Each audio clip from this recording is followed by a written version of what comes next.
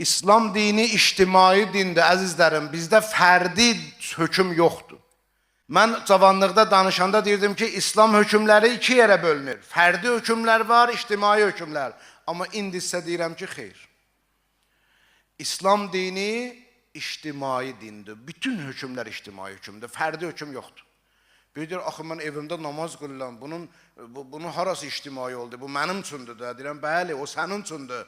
Amma sən dəstəmaz alanda şəriət ki, sənə deyirdi ki, halal su ilə almalısan, mubah su ilə almalısan, qəsbi su ilə ala bilmərsən, başqasının haqqı olan su ilə ala bilmərsən, bu nə deməkdir?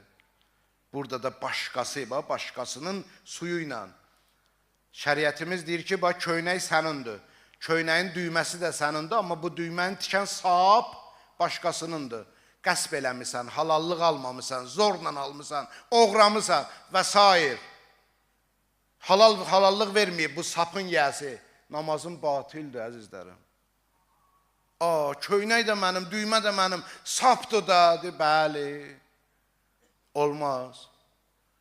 Bu ictimai də öyrənən verirəm. Bu bizə nəyi öyrədir bu şəriət hökmləri? Bu başqasının haqqına ehtiramı öyrədir, malına hörməti öyrənir, başqasının mülkiyyət hüququnu öyrədir.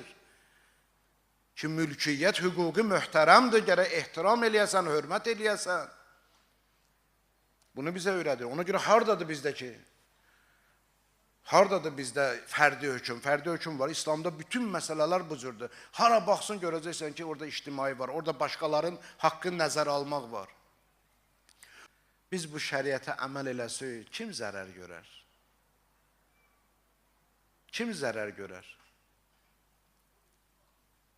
Nə insanların malı zərər görər, nə insanların canı zərər görər, nə insanların ehtiramı zərər görər. O da vacibdir, ya.